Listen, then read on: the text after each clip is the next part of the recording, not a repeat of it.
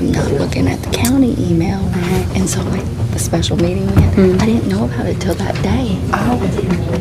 Like before I went to bed. I can text you. Yeah, no, I love you. I'm like, oh my gosh. I pledge allegiance to the flag of the United States of America and to the republic for which it stands, one nation, under God, indivisible, with liberty and justice for all.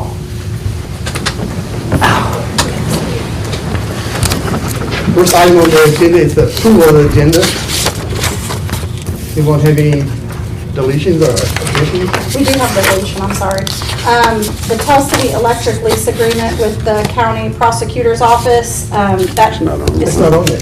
Okay, I sent it out, Oh, okay. an agenda, and I want to make sure that we didn't have that on there. Make a motion to accept.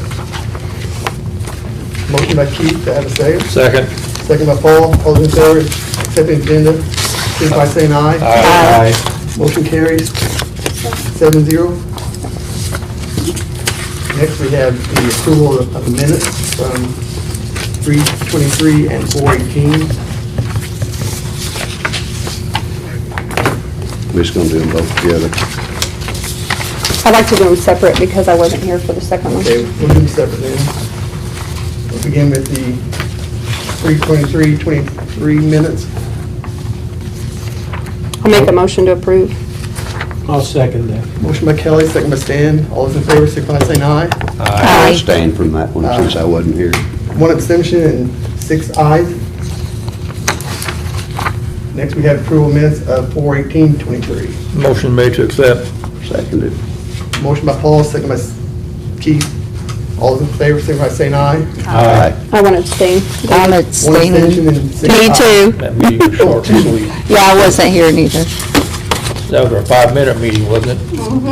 5 minutes, 36 seconds. 35 and 2 abstentions. Next, we have public comments. First on here is an island. Anja and your dad. I guess my boss.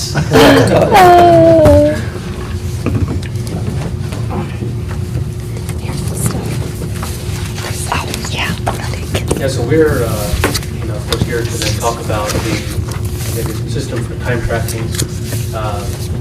Yeah, I saw this. I just didn't bring Time this tracking one. location system. So we got to meet with Chris about maybe a month back or so, and then we got to review the actual current process.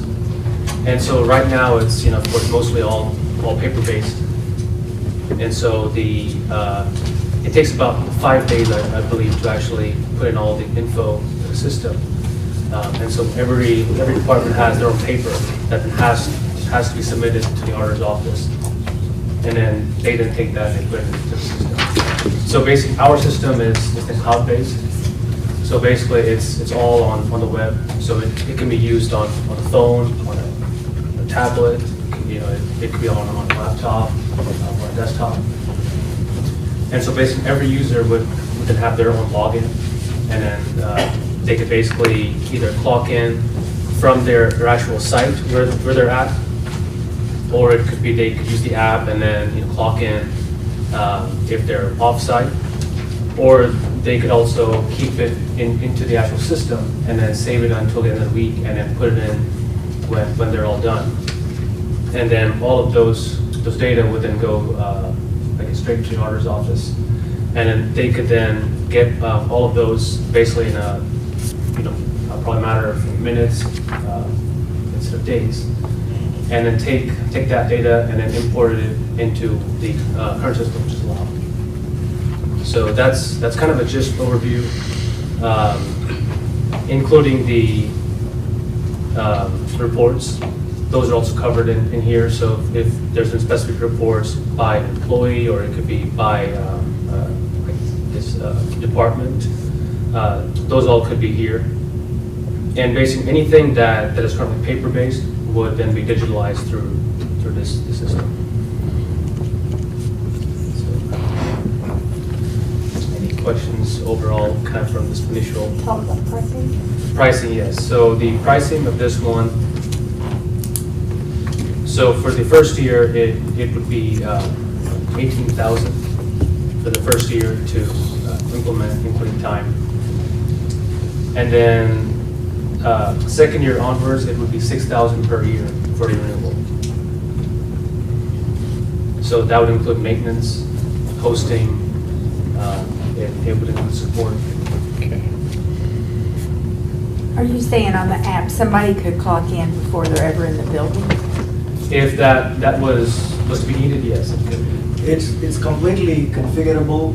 So for example, if you want a person, if someone is working on the highway department and then you want them to be clocking in from that position, you can configure that particular system only to that individual like that. And then if someone is attending here, and then you'll be in a position to say, okay, it's more or less like a timesheet, then they can put their hours in, and then, it can be approved by the department head. So it depends on how do you want it, so that's how it can be done. My point is, if somebody's running late, they could clock in before they get here on their app. and- No, if you, of course, like I said, you have two different ways to configure. If you want, or three different ways, let's say if you want that person to be clocking in from any position wherever he has to or she has to, then you allow them, then the person, wherever they clock in, then that particular location will be tracked and then where they clocked in. Okay. So at the same time, if you want to put, devices are not included, but if you say on the thumb impression whenever they're entering in the building, you want to clock in, that's a different method. Or normally like a timesheet, if you have a timesheet for a specific day, like, 35 hours, let's say for a week, and then so you track by exact, each day they can just put their time in anytime they want, and then that can be approved by the department head, and then it can go on, so. Balaji, is it done through geofencing? Is that how you do it? Geofencing? Yeah, it depends on how do you want the customers. So you can do it individual person, so you'll be in a position to do it. So they couldn't clock in until they were in a certain area, basically? Yes. If they want. So you say this works with WOW, our new WOW system, well, fairly new. So basically how that would work is that we would basically generate the actual file that can be imported into Lao, is what we would Is LAO, do they allow outside Yes. imports? Okay. They've already spoken. Okay, good. That's what I wanted to know. Is that approved by State Board of Accounts?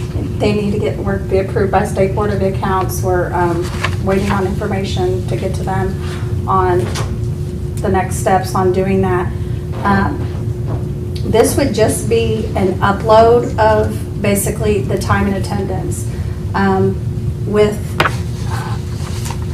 this particular, going with An Island, we would still have to, they don't talk to each other, like where Lao time and attendance would talk with financials. So when we enter the budget, if we change wages and all that stuff, we're gonna have to enter it two different places because they don't talk that way. This is just simply an upload of the time and attendance. It's basically just It's an import. literally a verified data, Mhm. instead of writing on, scribbling in, and then it's calculated, and then you are entering. So this data is pretty much you are uploading to the system. So you have a record in terms of, the commissioners also asked a very valid question about reversal of the data in case there is a failure of, the data if you want to reverse it. We said it is also possible, but, again, we are not calculating any type of, calculation of the payroll. So this is exactly whatever the time is entered, approved by the department head, and then every data, whatever you are entering, and then whatever you're changing, it's all tracked. So that every person's name, let's say, you entered the data, or the person entered their time, and then someone changed the time, and then there is a change log inside the system available, so you'll be in a position to pretty much see, who changed it, and then why changed it. So the track record of every aspect is inside the system. I assume Lao has a format that you have to adhere to upload the records into that particular format. Yeah. And they're all coded according to what type of Correct. record it is. So we have collected the data. Once we collect the data, whatever format they want, that gets uploaded. So I think Arjun already spoken with them, and then, they are cooperative, and then they said, yeah, as long as, we provide a format, and then, it gets uploaded. We could also do it in a secured manner. Again, those are all, down the lane. You could put it in a, position where the Lao can even collect the data, or we can, simply upload the file, whichever format, which will be workable, that can be done. So, but all those things are taken into account in terms of, that's why the first year, the implementation cost is training, getting things done, and then, getting the whole setup done. That's why it's costing more. And afterwards, every year, it's just a cloud maintenance, and then overall, whether you have 200 employees or 6,000 employees, it doesn't matter. It's the same cost, so. Now, does this one, remind me, is this like do the leave request and track all their balances of all that? Vacation, And including, let's say you have comp off or something like that, you will be in a position to track. Who, would Kelly be the one to enter all the comp time and that, or would you guys enter all that? No, we don't enter. It's more or less. It's not an enter, the employee would put in a request, so a lot of it is basically handled at the department level. They would put in the request whether. No, I'm talking about their balances. It will be electronic, it will calculate them, so it will have their balance, and then when they put in the request and their department head approves them to use it, then it will subtract it off, and they can. Everybody don't get 2 weeks. We have to put all that. Yeah, initially, yes. Kelly would have to put all that in. Yes. Okay. That's fine. Either, someone can put it in the system, or we can help in terms of, entering the data, and then someone can verify, okay, this is good, and then we can move on, so. That would be Depends true on with who. any system. Yeah. Are there any other counties or companies It's already in Lao now. using this system that you have? This. That actually has Lao? Do it. No. we don't. Okay, so We it don't would be have the first that would be integration. Lao. Yeah, with Lao. You do have your time and attendance Yeah, we in other have. company, that you've installed, but this would be the first with Lao? Yes. Okay. Yeah, and which really is just needing to make sure all the proper fields are all chosen, and then that just goes into Lao. So for Lao, the main thing is we would need to make sure all the info they would need is just shown into a format that they can. Have you put. done some testing already on it, or? We haven't gotten to that part because we're Yeah. kind of discussing it this way, but yes. That's part of my, what I Yes. used to do, so Yes, I yeah. wrote programs, Yeah. and of course, there's intense testing, For sure. you Yeah. Yeah, and so whenever that point would come, we would definitely, ensure that all the proper steps are there, and anything else we need to check. So you said it doesn't, sorry, it doesn't include any devices, no iPads, no, you just use your desktop, basically, if you come to work here, or your phone, or Phone, whichever, yeah.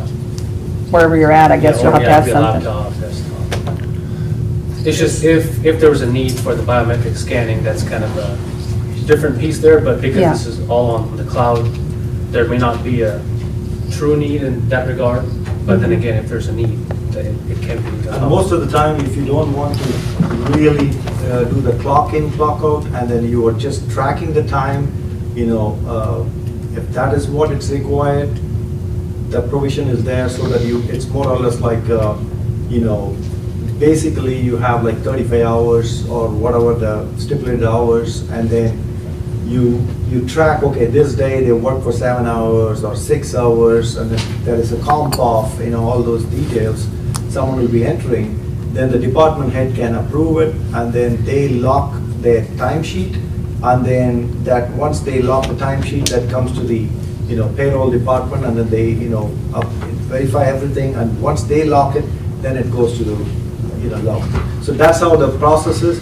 But at the same time, if you want, for a specific individuals, you don't want the timesheet type, and then you want really, they have to be clocked in or the specific time or something like that, that can also be done. It's all customizable. And the other, thing is, anytime, even whether they're entering the time or timesheet, whichever the method, it's all going to be, whatever the time they enter the data, it's going to be, recorded at what time they enter. So let's say they enter everything on, the Friday before the payroll run, that was entered at the last minute, so maybe you have some kind of way to verify the data, so. I have questions. If you're going to be utilizing geofencing, how will that affect the sheriff's department and the coroner's department, which oftentimes log on from remote locations? How will it be like everybody Well, else? the coroner's office, it won't affect because the coroner's office is all salary. The sheriff's department, they log in, basically go 1041, 1042. So, but what if we want to track the hours? So Like when those they are, go on a call, they come back, then a lot of stuff. We wouldn't do that happens. through payroll because we Okay. don't track hours for Okay, So salary we just have to positions. continue to do that manually. You guys would, that would just be for your, yeah, Gotcha. yeah. Thank you.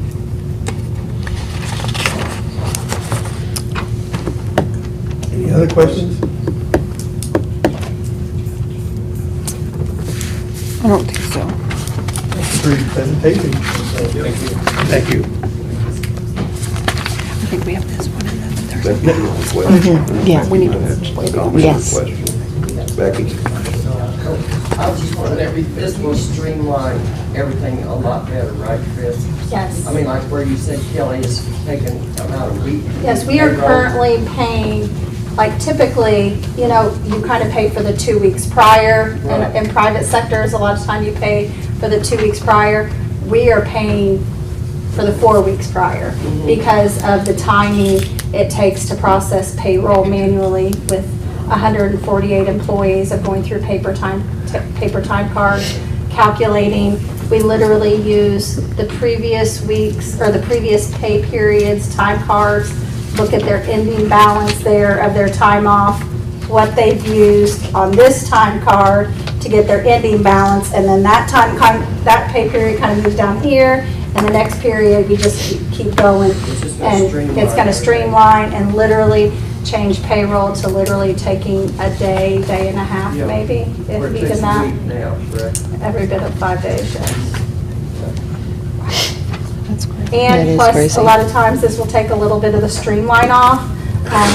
We all in our offices have a lot of, I don't want to say distractions, but we have a lot of plates, interruptions and going. And, sometimes they get busy and then we forget to turn payroll in. So we're having to, contact and, or they're like, just getting it to us a little bit later, which is, it is what it is. We all understand we have things going on, but this will all be literally easy. They can do it at their desk. They don't have to get up. They don't have to bring it over here, just trying to streamline things. They can do it on their phone. Thank you for your presentation. Yeah. Next on the agenda is Chris Gottlieb representing Envision Eye Care.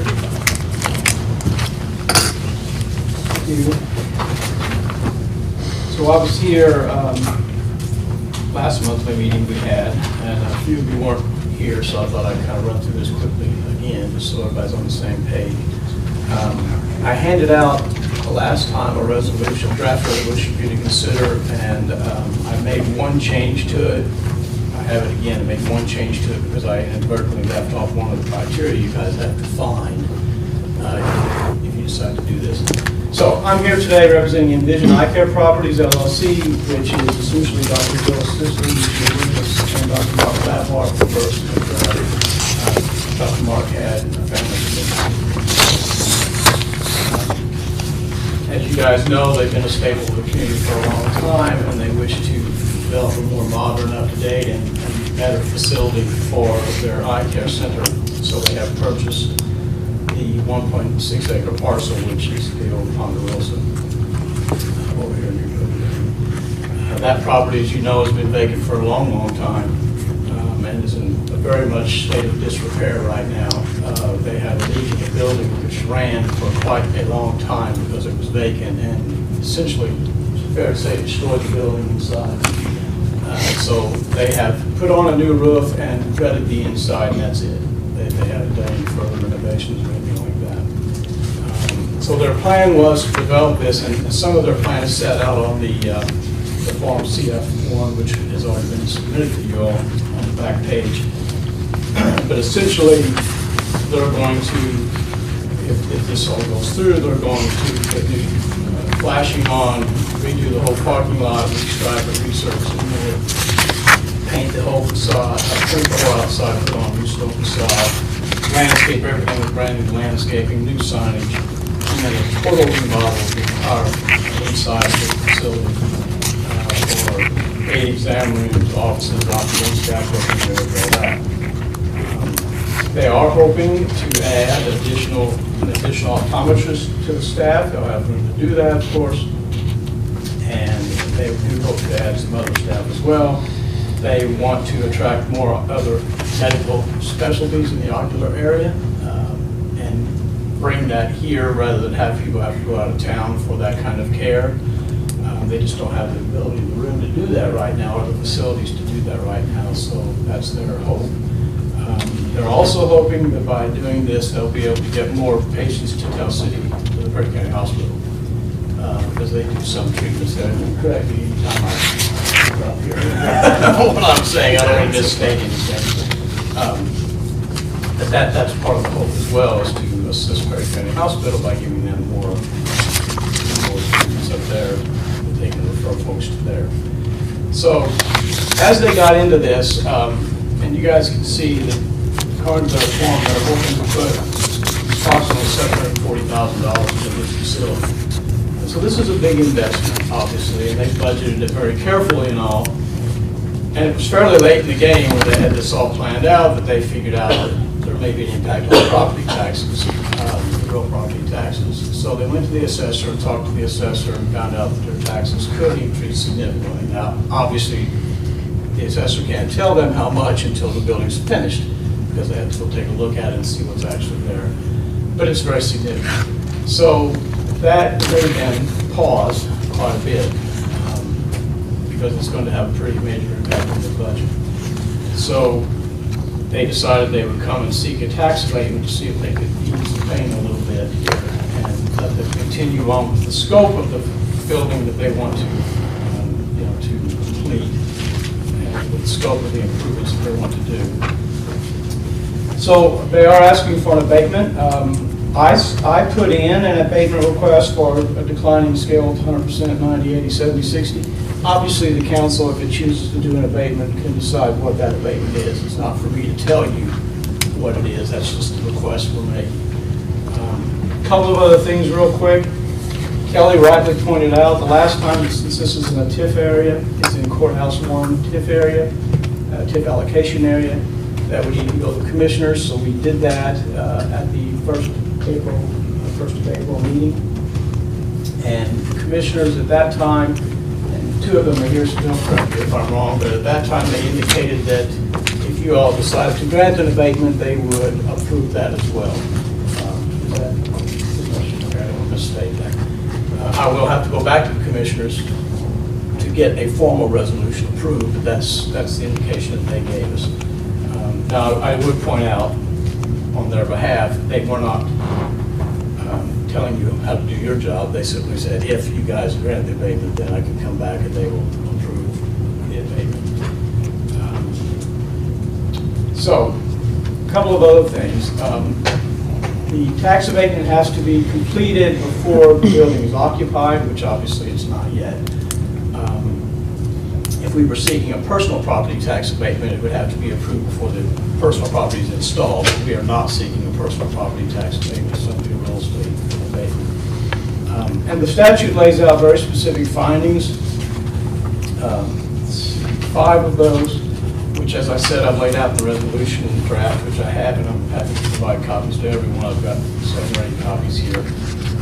Essentially, you have to look at whether the estimate of the value of the project is reasonable for projects of this nature. So like I said, about $7,000. As to whether the estimate of the number of individuals who will be employed or whose employment will be retained is reasonable. And is reasonably expected to result from the redevelopment. Whether the estimate of the annual salaries who will be employed is reasonably expected to result from the development. Whether the benefits are benefits that can be reasonably expected to result. So in other words, if they do this, or the things they're promising they do, is it going to result in the retention of employees and the hiring of employees and other things that they're saying they would like to accomplish. And whether the total benefits to the area, to this area from developing and redeveloping this area, do they justify the deduction? I mean, that's the ultimate decision you'll have to make. Dr. Sicily and I are more than happy to answer any questions that you want to have about this. So that's all formal clarification. The $740,000, does that include the purchase price of the building, or that just the improvements? That's improvement. Okay.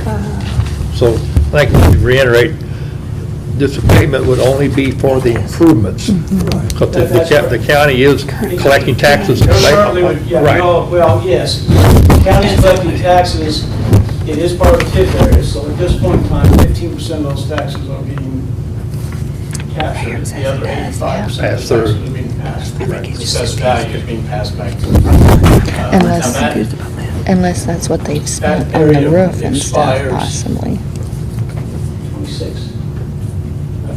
I don't know, I think it's 20, it's either 20, 25, okay, it's either 25 or 26 that that area expires. So at that point in time, when it expires, 100% of the taxes will be. You probably collect your last taxes in 26. I think that's, I think I mean, it expires if- 25, collect 26.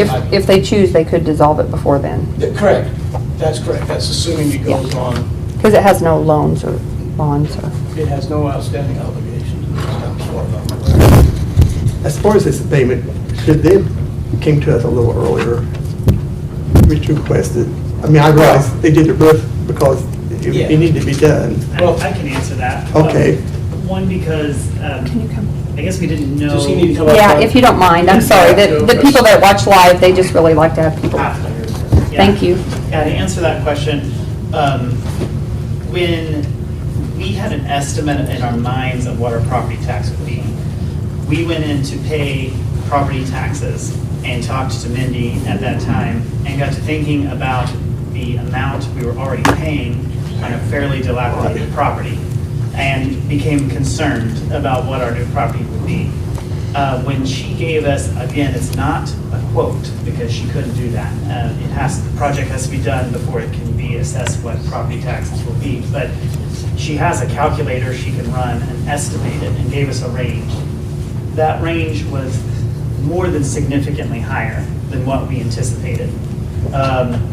And it was Mindy that talked to us about the abatement project, which we didn't fully understand were available to And us. I feel like probably the county kind of failed you there by Yeah. not making that available, communicating that to you, that was an option that you could possibly have as abatement. So I feel like we're kind of partly responsible. I agree. I think that there should, whenever I try to review what the process is, as far as what incentives are available to people who want to spend $750,000 on renovating a dilapidated property, I think the county failed. And I think that it's not your fault. And I think that this has, in my mind, is like a wake-up call, and we need to get together with, I don't know who it is. I don't know, I think various departments and organizations need to have this information. Planning and zoning in the city, planning and zoning in the county, maybe the chamber, their economic development, all these places need to have this available so that when they get wind that someone wants to do a project like this, that you at least are giving the opportunity to know what you're eligible for, to apply for, so. And also the roof was leaking significantly. Yeah. So the building was already in bad shape and it was dilapidating quickly, so it was priority number one of us to put it on it.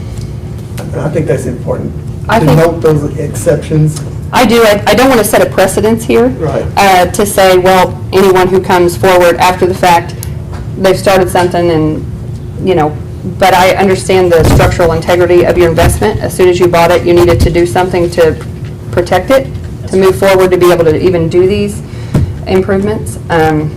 So I would consider this kind of an exception that, to the general rules of no renovations beforehand. And I do appreciate that, and we do apologize. It just comes from a lack of knowledge. Yeah. And I apologize. Mark wanted to apologize to all of you that you couldn't be here tonight, too. Like Chris said, he had a family obligation, and those are always. Kids' ball games are important. So you had no idea what to get into. Question, Chris, the abatement that you're asking for, basically the same abatement ATTC's got, Wapaka, and the same year and terms. There are different levels of Right. abatement. So some are, I don't know exactly what some of them are what I asked for, some of them are different. And I think Last some of time the we last did it ATC ones were modified. different. Yeah, Yeah. they are I don't different. know what Some of the Kelly. earlier were. I do have a 10-year. question. Yeah, the 10-year, and sometimes it's different and there's larger amounts and, Yes. but I do have a question for you, Chris, just real quick here. I was looking up some statutes and I just found this, so I'm sorry. I'm not trying to catch you off guard, but you said is it a real property Yes. deduction and not the vacant eligible building deduction? Or, because there is a different form. It's just got a couple different questions. They filled out, There it is. and in Is fairness. that what you want? Yeah, these guys came to see me, a little bit after the fact too, so. It's okay. So we're operating, I'm also operating a little bit behind the eight ball, If just like it's they the- are, so I don't know the difference, to be honest. Well, it's just, if it's the real property deduction, Yeah. I think what you've filled out is sufficient. Right. But if you were wanting an eligible vacant property deduction, it's just one other form that has a couple different questions, so.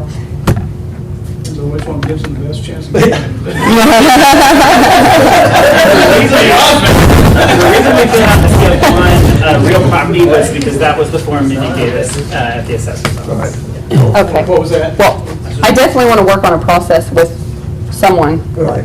to correct this going forward, because I do feel like it's very unfair. And this, I'm in favor of this, just because on the exception, not to set a new precedence that anybody can do this and come in later.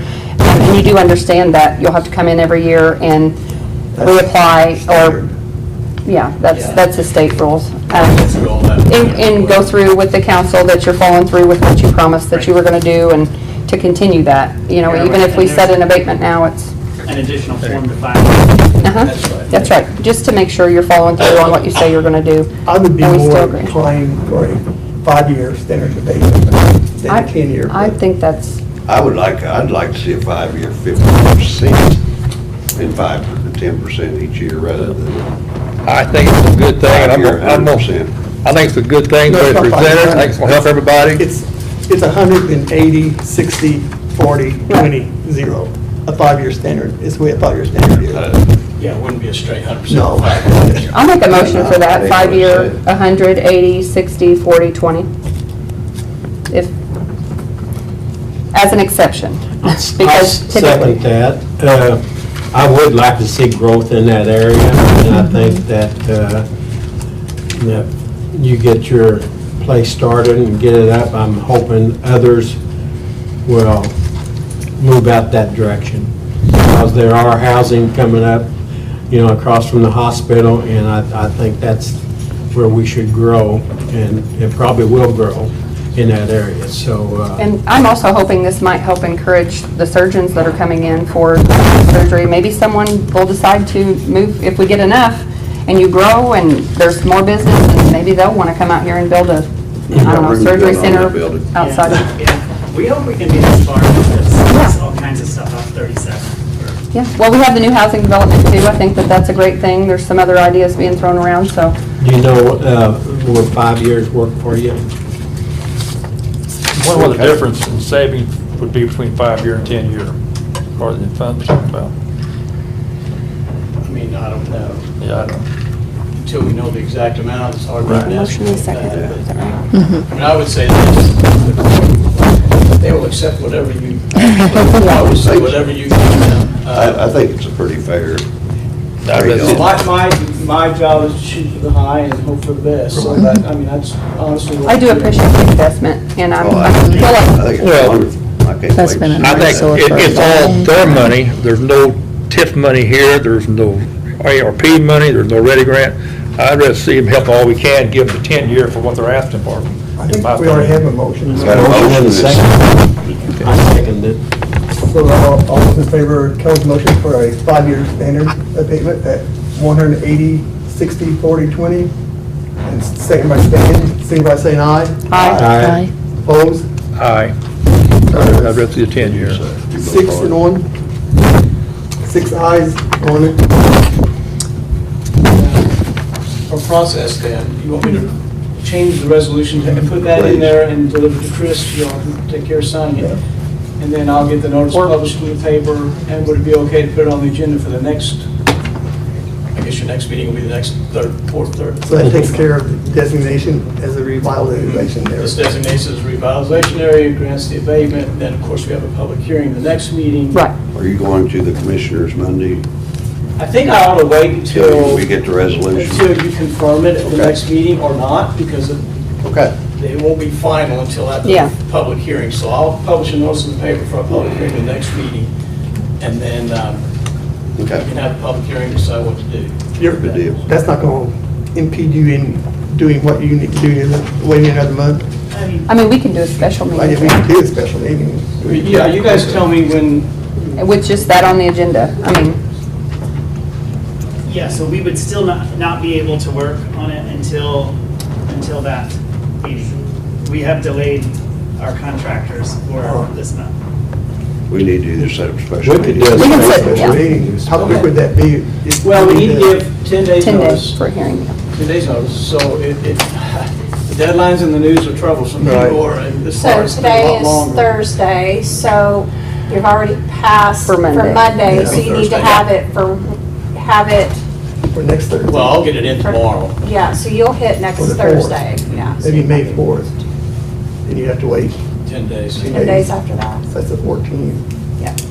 So we could have it any time After after the 14th. 14th, which is a Sunday, so we could have it Monday. Monday. Yeah, that's, I'm available on Sunday.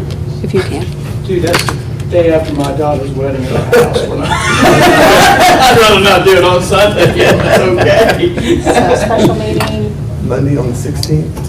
Is that something that you want Randy? Rod to, like our attorney ARP money to been- fix the, instead of a 10-year, 5-year and If change you- that? yeah, I mean- Is that okay, Rod? Sure. I'm volunteering you, but you do work for us, so, I'll email him the resolution. okay. Yeah, Yeah, you guys just work. Okay. You're thinking out loud. Okay. Just make sure you're okay with it. 'cause- No, I'll send it to him first. Yeah. May 16th at May 15th or 16th. 16th on Sunday. I Right? think it's, yeah, that's what I was getting ready to look at. 15th is Monday, right? 15th is Monday, 16th, say the 15th is. 15th is Monday. So we can do on the It's 15th. Mother's Day. Okay. Y'all need to mark that in the calendar. Everything else on the 15th. So what time? On my papers. You want to do it 5? I was fine with me. I'll get the notice in the paper. All right. Thank you all very much. Thank you, Chris. and thanks for your investment. Thank you. Appreciate it. Tell Mark, thank you too. Yeah, I'll do that. Thank you. Appreciate it. I think it'll be fine, yeah, no problem. Okay, next item on the agenda is auditor, additional appropriations. I know Steve's here. We've got some additionals for the highway. The Cume Bridge for the bridge inspection.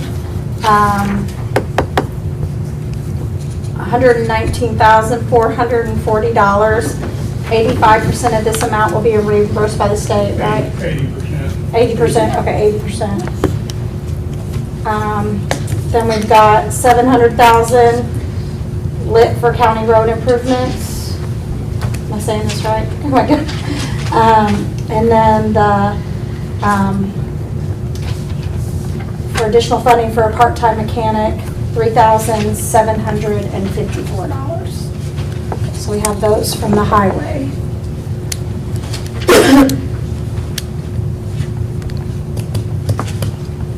the part-time, Steve, that's just a one-time thing? Is that 3754? Okay.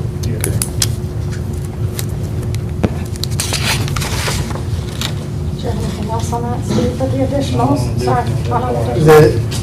I'll make a motion to approve. I'll second that. Motion by Keith, second by Paul. All those in favor, signify by saying aye. Aye.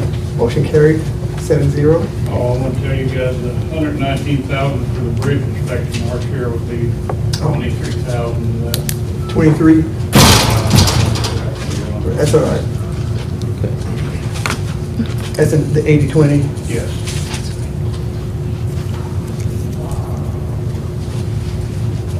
That's pretty close. 23. Thank you. Okay, thanks, Steve. Do you want to go ahead and do your transfers while you're up here? Yeah. We'll kind of jump just a little bit. So, the highway has some transfers, as you can see. Steve and Marilyn had put this together. This is their transfers. This is for the community crossing matching. So these are transfers. You're taking 100,000 from Bituminous to local road bridge matching. That's from Sir and Wheel, local road and bridge matching grant, 100,000. By Sir and Wheel. The 307 is coming from the list. List. And then you have 200 coming from Bituminous. Yes. And yours just transfers to satisfy your community crossings matching. Yes. So on the back page, you got the 200,000. Those does help, the back is help. That's something Well, no, else. they're- I just figured since he was up here, we'd go ahead and do that, so I didn't have to come Mine's back up. print on 2 pages. This is already budgeted Yeah. funds that are being transferred to the matching. So it's no additional appropriated budget monies. Motion's made to allow it. I'll second that. Motion by Paul, second by Keith. All those in favor, signify by saying aye. Aye. Motion carries First 7-0. part gets the rebate. Steve, I want to congratulate you on your, getting that grant for $1 million. Here's all the front page. Back up the corner. Yeah, ours is up a little bit higher. Yeah. That was a great.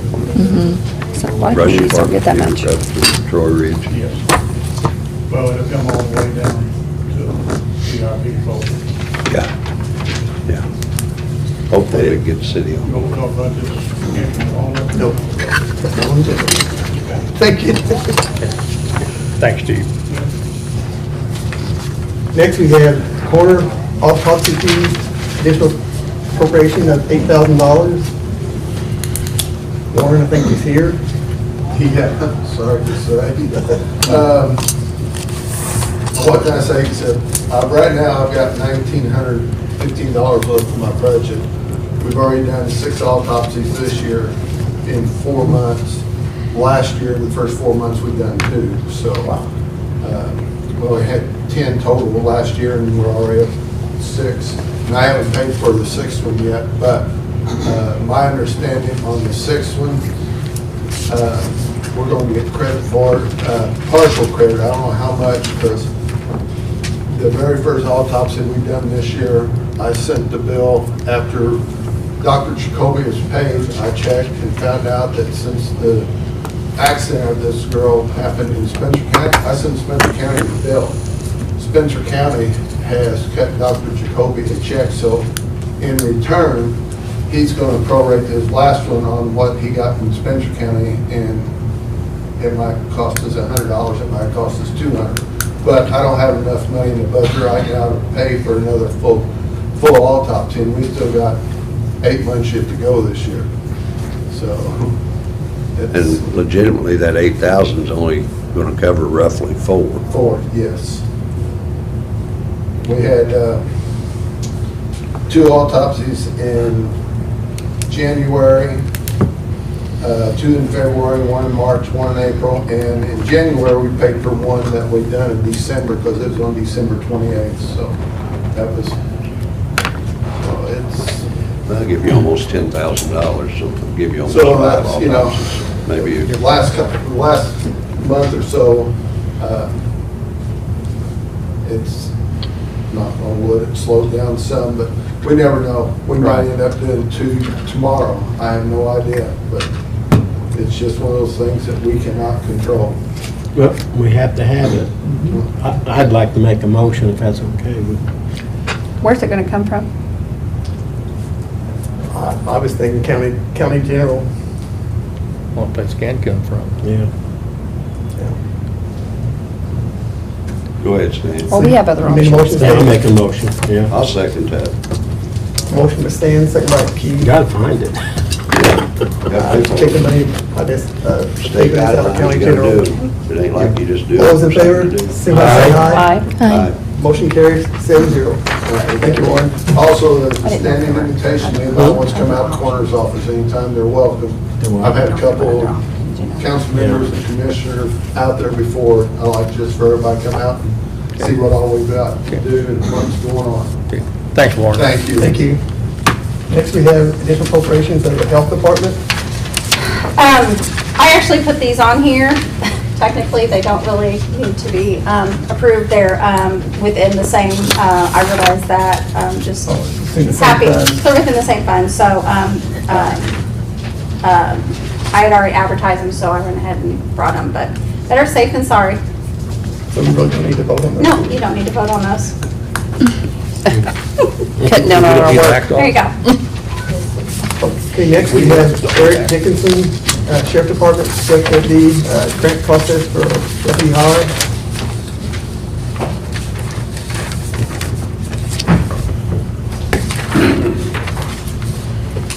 Good evening, thank you. Appreciate the opportunity to get some information this evening. In January, our office began an in-depth study of law enforcement staffing and salaries, and that study is not done yet. It will be soon, but this opportunity presented itself, and the deadline is quickly approaching, and that happens a lot of times. The command staff felt as if we were understaffed within our law enforcement division. We based that upon exit interviews, some research that we had done, and we found that we took our experience as administrators into account. And as we began to explore the data on law enforcement staffing, we found, in fact, our suspicions were correct. So we reviewed national, regional, and local staffing statistics in an effort to set a reasonable and acceptable manpower level. We spent an exuberant amount of time and effort to select the best possible candidates to become deputies. And we have it open. As a result, we've hired some of the most talented individuals that Tarrant County has to offer. And when we receive a letter of resignation, we conduct exit interviews so that our command staff can exhaust every tool at our disposal to retain these talented individuals. There's 2 recurring topics that come up, and one of those from these exit interviews is a lack of staffing, answering calls alone, their workload. So we looked at a local comparison. I had sent an email with some data. The data that I had sent you was just to give us an idea from a national level and a regional level what is currently being employed by agencies. And then we looked at a local comparison. Tell City Police Department. And when they're fully staffed, and they're going through a hiring process as well, when they're fully staffed, they'll have 16 officers. I made contact with Sherry Eichelbeck over in Spencer County today and was talking with her. They have 18, including their command staff. What county is that? Spencer. Spencer. Du Bois County currently has 22, including their command staff. Good, that's a larger population. Yeah. And there's a lot of different variables that we look at when we're doing these comparisons. The FBI did a study in 2011. That was one of the attachments that I sent with you. base their information off of, they gather it from UCR data, which is their Uniform Crime Report. Not every agency participates in that. We know that statistics can be skewed. We know that at times statistics can't always be trusted. And so our best ammunition for that is to continue to look, to continue to try to find a common denominator. So then, with the second attachment that I had sent you, we looked at the U.S. Bureau of Labor Statistics. And they did a statistic, at the FBI was basing it off population. The Bureau of Labor Statistics based it off of per 1,000 jobs.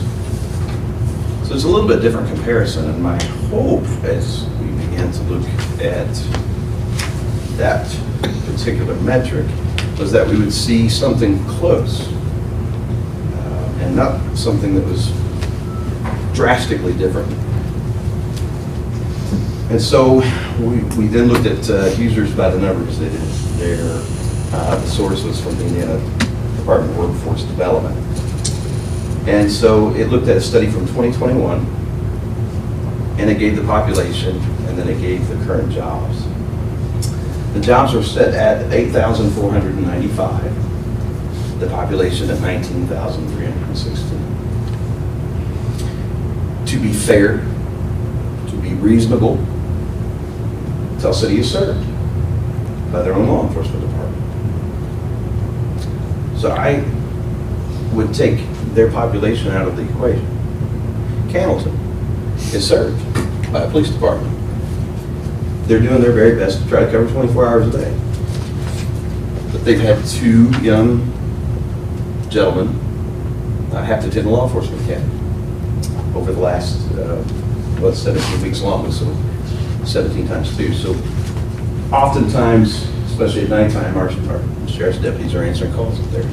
And by virtue of office, if they don't have anybody working, or if they're overloaded and calls come in, we have to answer those calls.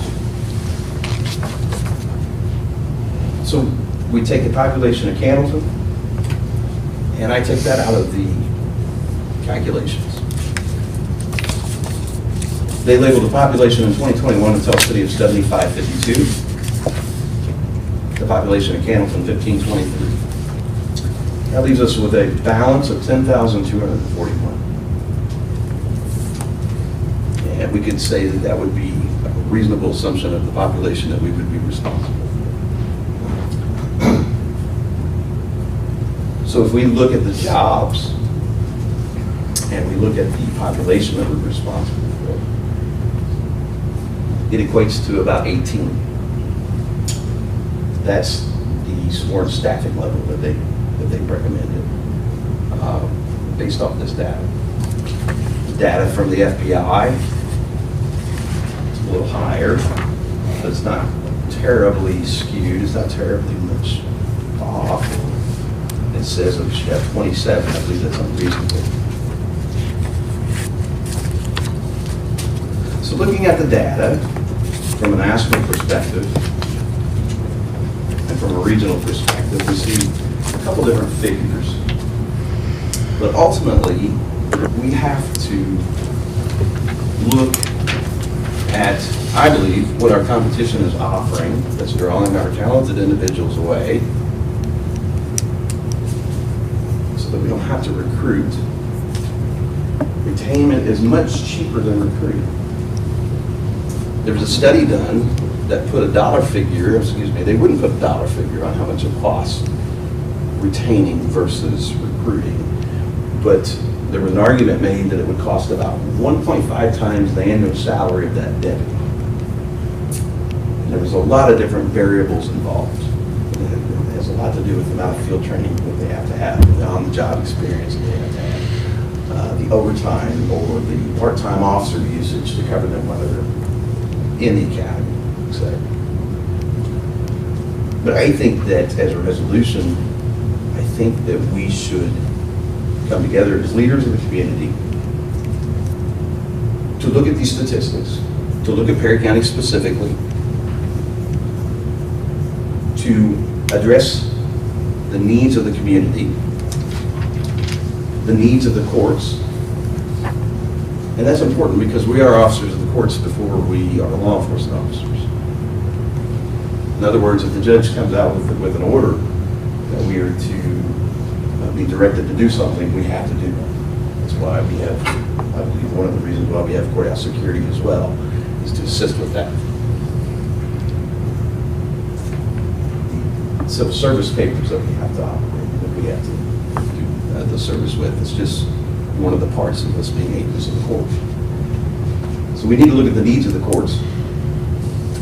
We need to collectively come together and find out, with speaking with us, and I believe even our deputies working the road currently, what is a reasonable workload? What is a reasonable staffing level for officer safety? What is a reasonable workload when we have an inmate that has to be transported to the hospital and they're in Evansville for 3 days? And we're working with the detention center staff to cover that. David and I had to have a conversation with Luke a few years ago because we had to have one that needed to go to Indianapolis. And we were crunching the numbers and trying to figure out how we were going to get this covered. And lo and behold, thank God Marion County Sheriff's Office came through and they covered with 2 deputies round-the-clock coverage for our inmate that was up there. We couldn't have done it. The cost was going to be astronomical. So I think that we need to look at these variables and take that into consideration. I'm not saying that the FBI study is correct. I'm not saying that the Bureau of Justice Statistics data is correct. But these are some foundational numbers that we should look at, to explore, to take into consideration. I do believe that the FBI's figures are, they're reasonable. But I wanted to include it to let you know that we want to work with our county leaders to address this issue. It's not complex, but finding, I think the funding for it is going to be complex. I don't doubt that with whatever we agree on. So there's 2 things that I would like to ask for your consideration this evening. If we could put together a committee to sit down and look at these numbers and to try to come up with a reasonable approach to staffing. And number 2, probably one of the most cost-effective ways to be able to address the need immediately is to apply for a COPS grant. It's highly competitive. I'm not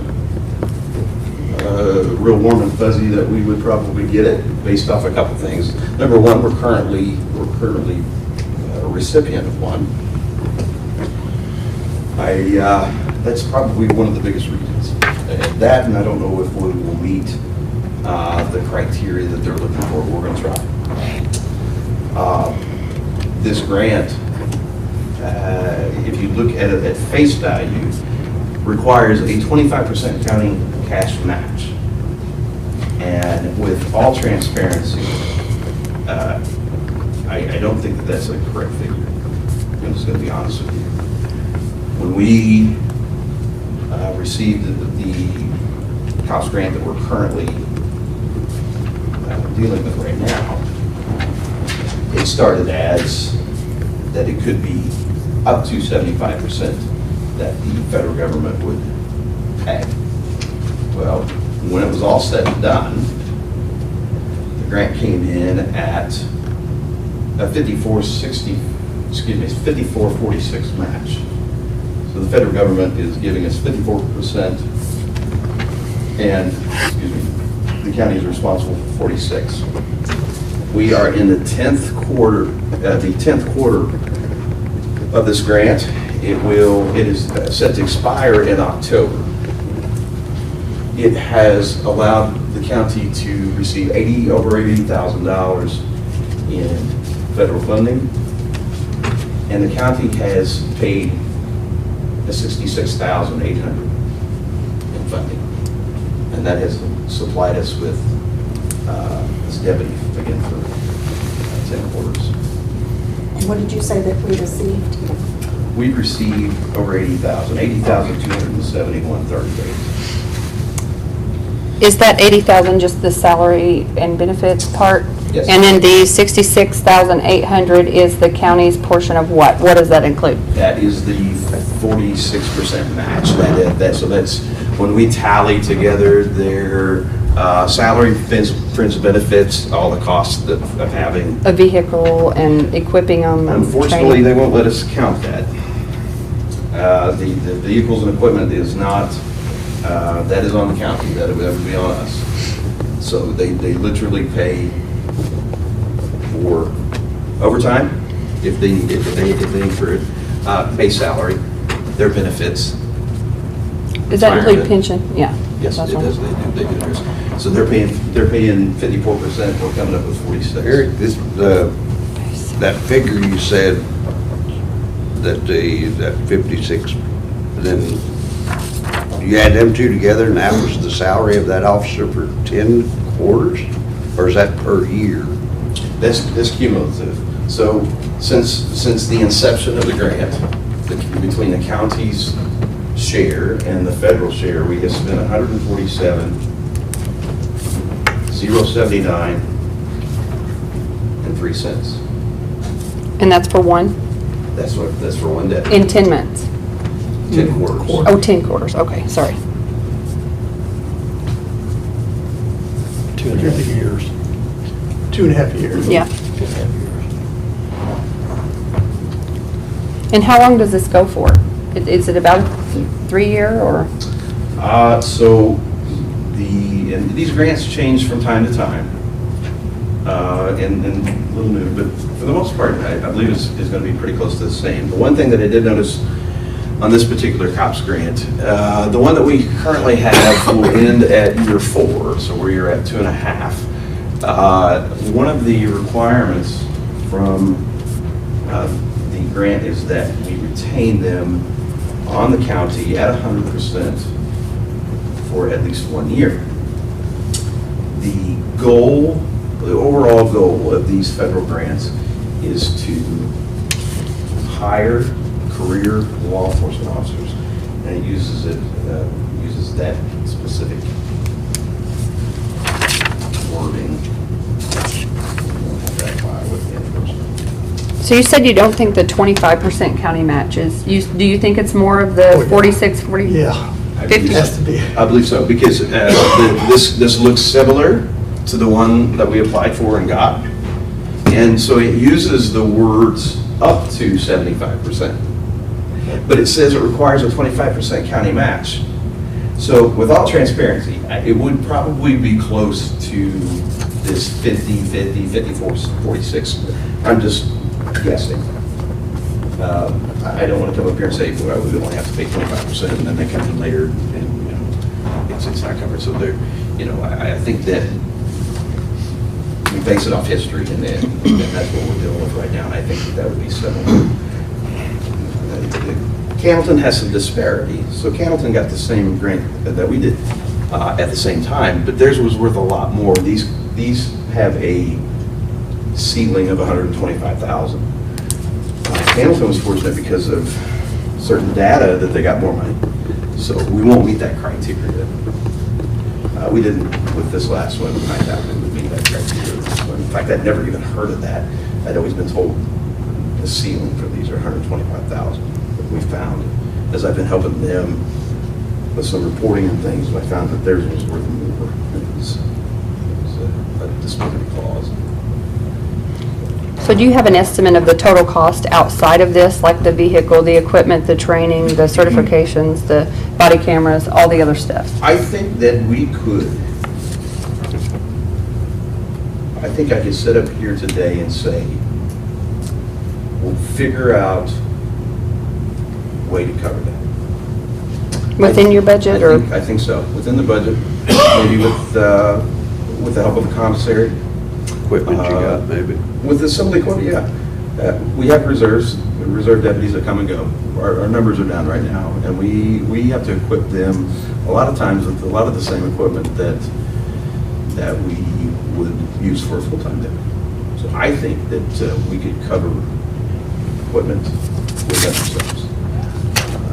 If we're willing to be reasonable and to work for the common good. So I think that we could swing the equipment side of things, including their time at the academy. I think that we could swing it even with the pool car. So you have a vehicle you think you could use? We would be losing a pool car, but it would be okay. Put it in circulation. Still leave us with one pool vehicle. You guys back up the city all the time and accountant, I mean, both, even though you're the sheriff's department, but other than Owensboro Dana to wreck, I think there's more deputy sheriffs there than there were city policemen. But it's inside the city limits. I don't know, and again, I think that if we could get together as leaders, and really, just as important as applying for this grant is to find out what a reasonable staffing level is. If you ask me today, what do I think a reasonable staffing level is for this department? I don't care if it takes 20 years. I don't care if it takes 25 years. I need to be able to look at our guys and gals and say the days of you answering calls that are violent, that are dealing with people with mental illness, that have guns by yourself is over. We are going to properly staff this agency. It's not going to take a whole lot. It's going to take a whole lot in terms of money. I understand that. That's why we've got to be reasonable in the amount of time that it's going to take. But we need to set a long-term plan and get it in place and do our very best to stick to it. We currently have 7 deputies. I'd like to call it 7.5, but we currently have 7 deputies assigned to patrol. Patrol is the backbone of an agency. Those are the ones that are answering calls for service. You pick up the phone and call 911, that's who you're going to get. That's not to say that the sheriff and I, if we're in the office and something nasty happens, we're not going to come out too. But we have 7 assigned to patrol right now. Does that 7 include the new hire or does not include the new hire? It would not include this grant that we're talking I know, about. I'm saying does the new hire is. So we're operating with 6 in essence. That was. So how many do you have total with everybody in administration? So if you include administration, there's 11. Okay. And the reason why I like to say there's 7.5, and I'm not taking anything away from him if he's listening, I mean, no disrespect. But the lieutenant, it operates about half the time trying to help us with investigations and with some administrative things. And the other half of the time he's out answering calls. So he's not half a deputy, please don't misconstrue that. And Damien, I'm sorry, I didn't bring it up. But 7.5. That brings us to a total of 11. I think if we could get a vision.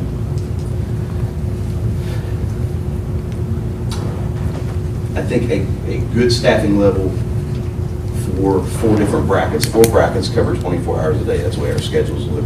You have 4 brackets. You have day shift, you have night shift, and then you have a bracket that's working, and then you have a bracket that's off. I think if we could put 3 men on every bracket answering calls, we wouldn't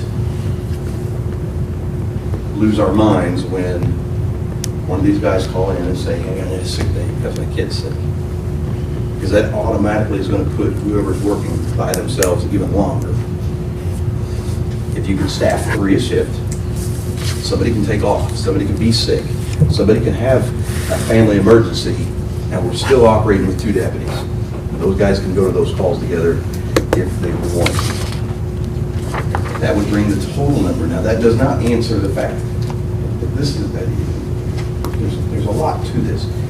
One of the other issues that we have, if we're trying to become a professional law enforcement agency, we need detectives. At least one. I think they'd get overloaded, and I think that whoever took the position would ask themselves why they ever took it. In a perfect world, we'd like to have 2, but again, we need to be reasonable in our approach. If we currently have 11 and we added 5, that would answer the officer, what I would like to think is the officer safety metric that I keep looking at. I think that would also answer any questions that we have from the necessities of the courts. A lot of times we see Friday afternoons, unfortunately, if a juvenile messes up bad enough, we'll get a Friday afternoon and probation will make contact with them and say, hey, we have a judge's order for you to transport juvenile. So we've got to take at our staffing levels now, we've got to remove a deputy from the road, pick up the juvenile, drive them to whatever facilities available, come back. Same way when we have, it feels like, I don't have the statistics or the facts in front of me at the moment, but it feels like, and I think if you set the deputies in the room and we were having a discussion, I think they would tell you that our immediate detentions and our emergency detentions feel like they've gone up because of mental health issues. And when they are involuntary, we are going to be sitting at the hospital however long it takes. And when I say that some of these take 8, 9, 10, 11 hours before we ever find a bed, that's where your county deputies say. It is what it is. We've accepted that over the years, but it's getting to the point where we can't, with a clear conscience, continue to accept this. And the problem another problem that I see is that the deputies' only retaliation, they tell us, they talk to us, we know, we hear their complaints. They don't fall on deaf ears, they know that. And they understand, I think more so than what I even knew, that they understand that this is a funding nightmare, I'm sure, to have to add staff. But their only retaliation is to quit. We're asking them to come to work, serve papers, check in with the jail. We've been averaging 80 to 90 inmates. There's problems back there. You get to that level, even though it's a 132-bed facility, you get to that level, we have trouble moving people and separating problems.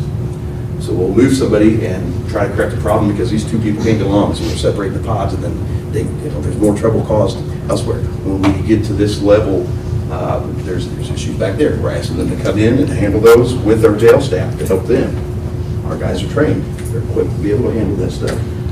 Sometimes it just requires a deputy walking in there. Sometimes the correctional officers isn't enough.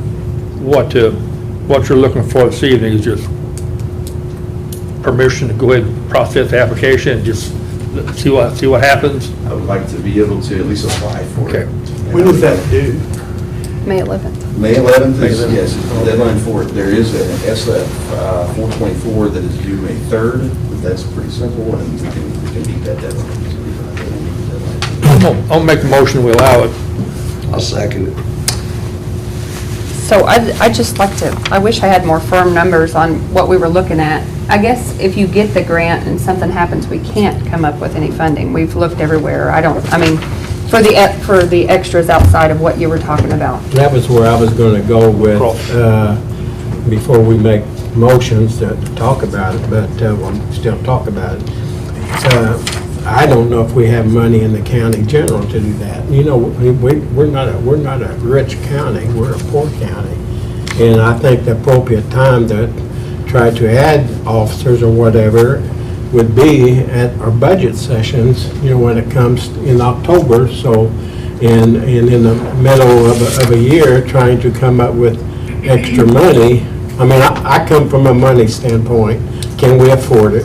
You know, and I know we're getting a grant, but at one time, it was said that you were losing officers because you weren't on the sheriff's pension plan. Well, you're on the sheriff's pension plan now, but we're still losing people, but it's different causes, right? There was three. There were three reasons. The pension was one of them. And the council, thank you. Can't say thank you enough. Address that, and it did. It's a great thing. It makes us somewhat competitive when we have openings. Salary is always an issue. Council again. That's always an issue, no matter what job you go to. Yeah, and especially in this profession. Yeah. The problem that again, the salary analysis isn't done, and I'm not going to beat you to death with a bunch of data, but in the same way that our staffing has been allowed to get to the level that it is, and the salary has been allowed to get to the level it is. And unfortunately, I know you guys are being tasked with correcting something that has been years in the making. We did do fairly You good. guys did fantastic. Salary was the last time. Yes, you did, absolutely.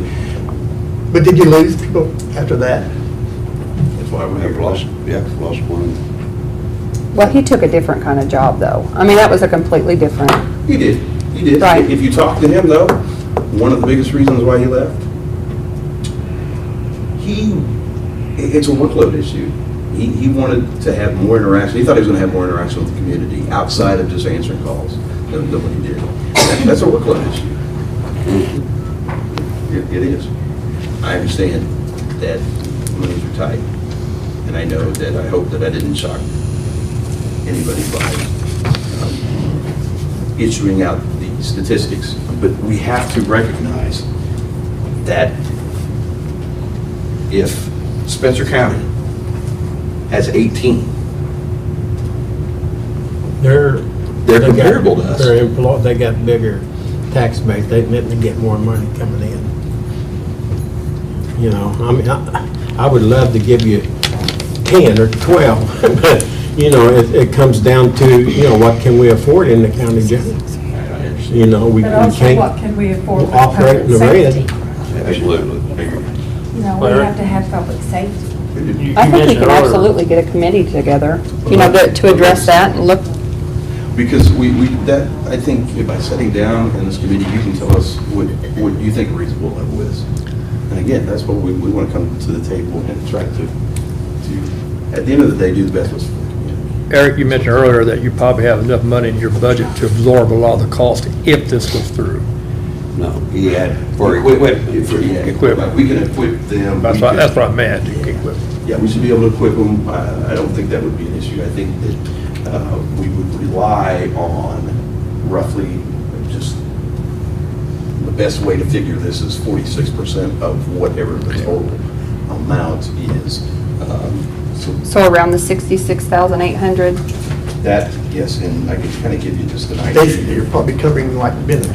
You're covering benefits, you're covering salary. You can claim salary, you can claim benefits, you can claim holidays, you can claim, just can't claim equipment. So I can't claim the $800 clothing allowance that we get them. The body cams or the vehicle or anything? Vehicle, no, we do have. An extra camera. We have one camera extra, and that is used, for reserves or any part-time that comes out, but we could, in essence, absorb it if we had to. So it costs just roughly a quarter. The county's cost, the county's share in a quarter is around $8,495.86. That's what the first quarter of 2023 cost the county. And then the federal government had wrote us a check for $9,973.40.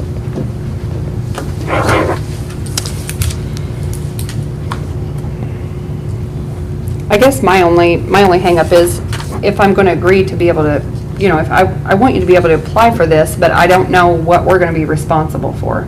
There's so many ifs, and then I don't know where it will come from. Are we We'll have to- obligated? Basically, we're looking at 34,000. No, it's 66.8, Without right? raise. And then plus a vehicle if the pool car doesn't work, and insurance, and, you know, other things. Vehicle insurance and, If we can't come up with the money, you can always return the grant, couldn't you? I think we probably could. I don't think it'd look real Professionally, I don't good. think we're very good, but professionally foul out.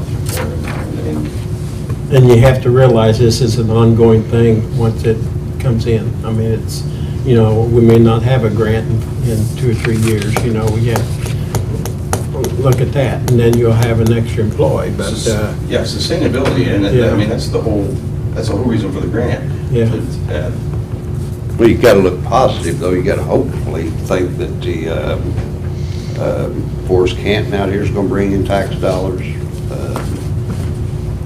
That the tax dollars is gonna be, I know it's a gamble, but what isn't in life anymore? I mean, It's a wonder that we've got any deputies because of the fact of them being out here by themselves so much of the time. In state police, there's a lot of state troopers, you know, and that work Prairie County or whatever. But they're not available a lot of times. Talented.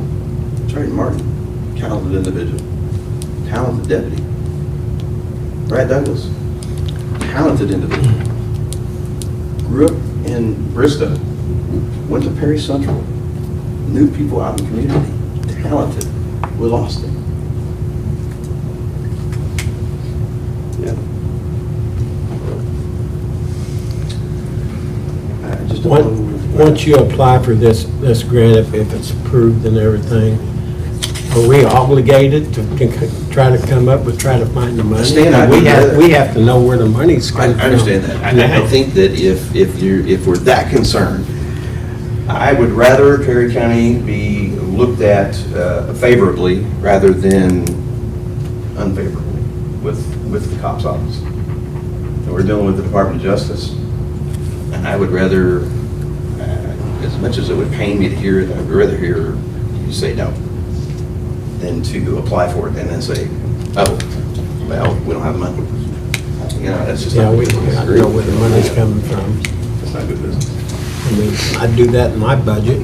I don't buy anything without knowing I can pay for it, you know, so. I think that's where my hang-up is. I don't know what I'm looking at. I don't, you know, I don't have specifics on costs or, you know, even close estimates as, and we know the 66,800, but then what else? I really don't have any idea how much any of that stuff is, as far as, you know, if you don't, you may need a pool vehicle still.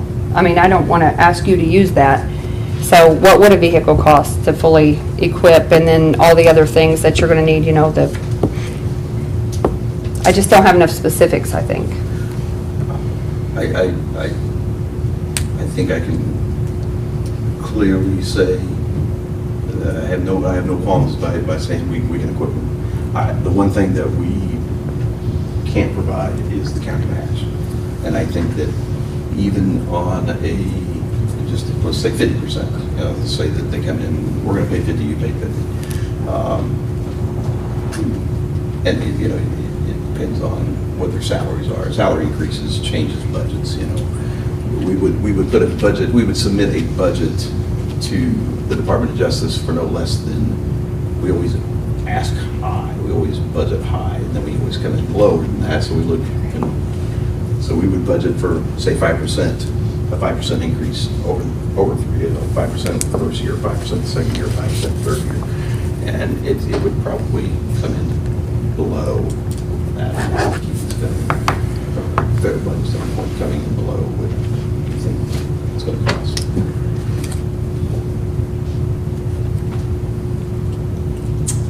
I don't know enough about, and this is the reason why I think that we need to get a committee together so that we can come together and try to learn a little more about each other's. I don't know what kind of public safety income tax money, what kind of money is there.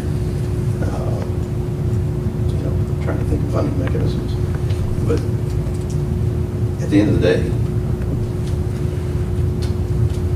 I would like to think that we could add a few more staff members to our law enforcement division. It's not the same Perry County when deputy was in office. Yeah, I had 3 deputies. Population about the same size though, but back then we didn't have all the court order commitments like they've got now too. This particular grant is, do you foresee that being offered, is it only offered once a year, or? It's typically offered once a year. It seemed like there was one particular year, and don't quote me on this, but it seemed like there was one year that we looked for it and maybe it wasn't available. And that might happen from time to time, but most of the time these happen on an annual basis. So if we could budget, maybe this next upcoming budget, if we could plan for it, I know you won't know if you would get it or not, but if we could plan for it, maybe set aside, get more specific numbers to try to, I just like to have a closer estimate of what it's actually going to cost the county, and then we'd have time to look where we're going to get it or what we can maneuver around. I don't think we'll know what that percentage, we didn't know this percentage until after we got it. How long does it take it? So they made, the deadline was about the same time, it was in May, and they had their decisions made by the very last day of June in 2019. So award letters came thereafter, but they had made the decision that Perry County and even Campbell Police Department they made their decision by June 30th, I believe it was, of that year. We got the award letters in July. What about the tribal fund? Well, that was one of my, I wrote, where do we get the funding? And one of them was county general and the other is tribal, so I don't know. That's something we just have to look at. I mean.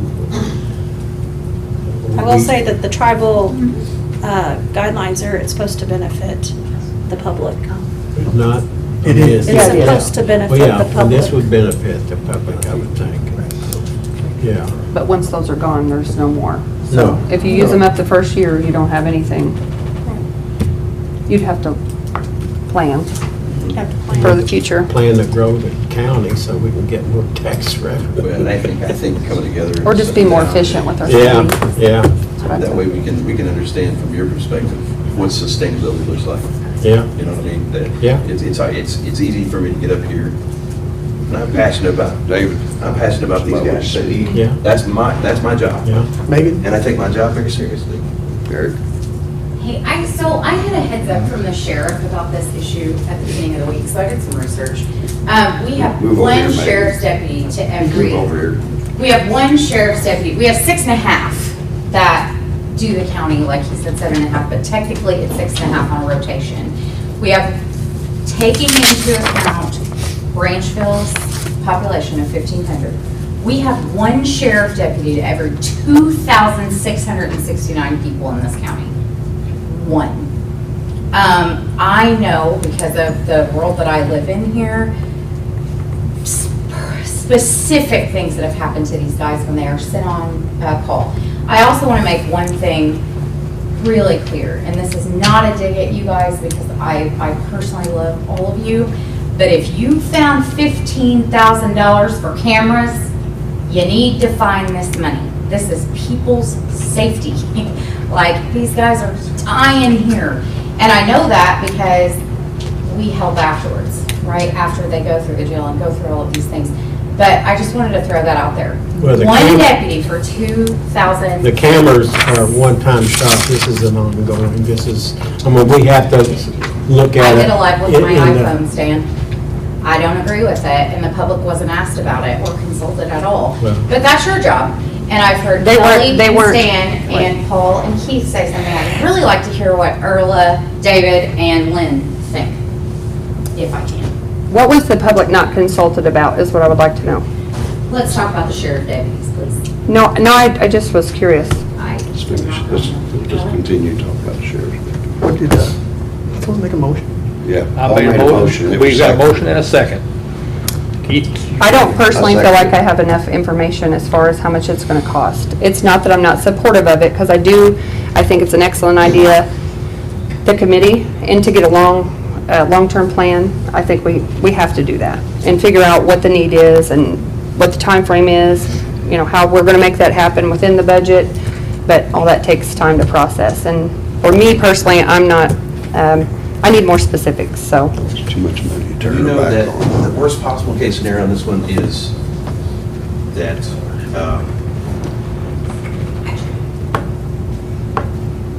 no, I can't even say that for sure. Because they say it's up to 75%, so I guess they could come in, hypothetically lower than what they did this time. And What are the factors they use besides, how do they determine the need, or what percentage you get? I know you said Cannleton gets more, so they have less revenue, they have less, you know, is that what it is? Is it based on?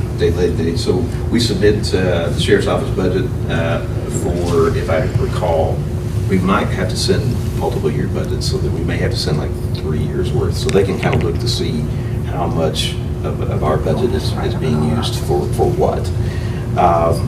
And then they also look at the demographics, I believe, probably based off, because they ask what congressional district we're in. Yeah. So then they get all that data, and they probably explore Perry County and decision-making is based off some factors that deal with pressing matters as a nation. So community-oriented policing strategies, are we employing them? If not, would this officer, and one of the problem statements was, would this officer free up a more veteran officer to be able to do more community-oriented related? So do they take into account the administration? They look at all. They say they don't technically say you have 7, they say you have 11. They look at, yes, from the sheriff. Because at any time you could go out, you know, if you needed to assist, so someone wouldn't be alone. I'm sure they take that into consideration. I understand And we've the money applied for it before in the past. But I think in 2000, again, don't quote me, but I think 17 and 18, Yeah. or maybe 16 and 17, we applied. And didn't, and it came back around again. Oh, you didn't get it? Yeah, we applied and didn't get it. Did they say why? Did they give you a, It's because there's a huge need. yeah, And a whole lot of agencies apply for them. And so I really think that one of the deciding factors, just my personal opinion, my gut says the reason why we got this last one, the Camels, we got this last one, was they were looking at small town USA. They were looking at smaller agencies. The years that we didn't get them, you would see places, bigger areas like IMPD get just multiple So there's no guarantee you're going to even receive that. I'm here to tell you, I am 49% sure that we probably would get. I'm sorry, 49% sure we probably would. Let's go for it. that you wouldn't get it? I don't think so. I really don't. I think that we have to try. You know, if we're trying to, if the goal is to add more deputies, so that we can this get is the to- funding way that we need to go. we have to at least try. We have to. If we don't get it, and then we have to sit together as a community and say, Well, if we don't get it this You time, know. if we don't get it this time and they make it available again next year, that may increase our odds of getting. Before we had Also. to come in front of the council to ask permission for these things, we were so sure that we probably wouldn't get it that we were applying for them. And so we would have used, I gotta eat my words a little bit, Stan, because if we would have got the grant in the earlier days, did this at Hamilton is what I was trying to build, it would have been like, oh God, so we got this grant, you know. And if we couldn't have afforded it, that's exactly what we'd had to do, and that's not good business. It's just not good business. And you said you already have one, did I hear you say, I'm sorry, that you're not sure if they'll allow the county to have 2 COPS grants active? I think they would let us have 2 active at the same time. I think that that's probably going to be maybe one of the reasons. Oh, yeah. Well, you Quite might not possibly, get funding. I don't get it, because they're like, look, we just gave you funding, you're still getting funding. The big thing, so if my memory serves me correctly, 1998 is when Lee Chestnut was hired at the Perry County Sheriff's Office. He was hired under COPS grant.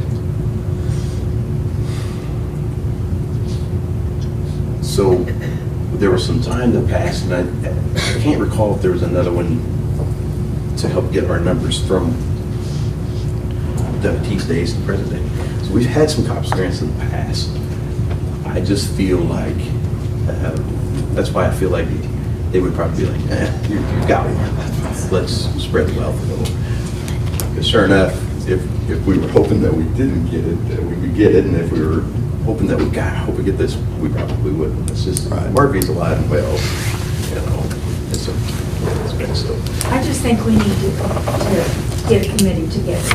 I agree. And try to find where we can get the money. I think it's a public safety issue. Yeah. My district is entirely covered by Sheriff's Department. One thing about it, though, we don't have time to get a committee together Not and for this apply for grant. this grant. That's the unfortunate thing, and the unfortunate thing, I don't have the staffing and salary analysis done, and that would have been maybe a little more data that Kelly might would have been a little more helpful No, that's in not making a right. decision. Okay. Yeah, no, you're not. I don't think that, I agree. just between Vote for it. us here, I don't think that it would fall below 50%. I think that would be the worst case scenario. I'll do Maybe able to help with. I'll reach out to him and find out So you need to, by phone, what's the worst possible outcome? Is it 50/50? And if so, then, you know, how did you guys come up with 54, 46? How much time are your deputies on the job by themselves? Do you know that? Specifically, so it's, I can tell you, if one of our deputies that is a member of the National Guard, if he is out on any kind of active duty, or if he's got his weekend drill or what have you, that puts a lot of folks alone for a few hours. It's not anything that we've wanted to broadcast over the years, because we don't think that it's a smart move to say, oh, by the way, we only got one on right now. That's not smart. But it's a fact, and it's a fact that it's not that we're trying to hide anything. But if your district's completely covered by us, would you want everybody and their brother know? Well, there's a specific time where we only got one guy. No. I agree. I agree. And Not with the size of the county. If you know they're at St. Croix, you know, Tobinsport, wide open. Yeah. we can discuss in a private place, but it's any time is not good. But it is happening more than what we want. Same way with Lynn, you know, accountant don't have anybody on, then she's, you know, sitting on her porch and, you know, the sheriff's department's got your back. Maybe, you know, if they ain't at St. Croix. And again, if we're at the hospital and this happens, it's unpredictable. If we do, we'd staff more people. And it does seem to have peaks and valleys. There are times where, you know, we always say sometimes that Walter's deputy's office, it happens in threes a lot of times. Well, we see a pattern too, where mental health will just, the calls will just explode, and they'll happen for a period and then it becomes quiet. I won't say which period of time we're in right now, because I don't want to jinx us, but that's, you know, if we're dealing with one ED or one immediate detention, that deputy is by themselves. So maybe it happens more often than we care. Can tell. I agree, Eric, that a committee would be great, just to sit down and just talk and just throw some numbers out. Like you said, you don't know what all the funding we have that's available. And that would be helpful And for us. let you be aware. We can look and see how we could fund it. But in the meantime, I think we need to apply for the grant. I do too. I hate to pass up any grants, and I'd rather fund part of it than all of it. I mean, it seems to be, if you as a council and us as a sheriff's office agree that our staffing is understaffed, I think that we provided some data that says that very same thing. And again, I'm not saying that we need 27 deputies. I'm not saying that we need 34 deputies. If we can get some of it paid for, We need to give it a shot. we need to give it a shot.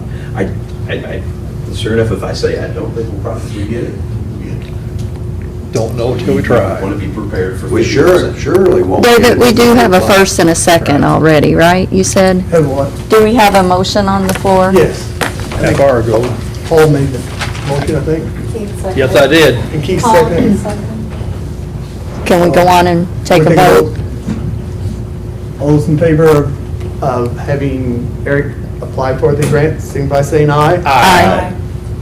Opposed. Opposed? And I want to make clear Opposed. on the record that the only reason that I'm opposed is I have no specifics as far as what it could potentially end up costing us with all the equipment, all the, outside of even just our match. If we need a car, because I can't expect you to say that you're going to give up your pool car, because you're going to need that. I'm sure that you need it now, so I don't know why you wouldn't need it later, and all those type things. So that's what I'm looking for whenever I try to figure out if we can afford something or not. So it's not, I'm very supportive of law enforcement. I'm very supportive of putting the committee together and figuring out what we have to do to make this work to grow your force to what it needs to be. But I just want to make that clear that, and I appreciate everything you do. Sure. Me too. Okay, thank you. Thank you very much, buddy. Thank you, Eric. Super. I don't know where the money's coming from. Did you oppose two? Because we only said 6 and 1, and I thought it was 6, or 5 and 2. It's 5 and 2. 5 and 2. It's 5 and 2, not 6 and 1.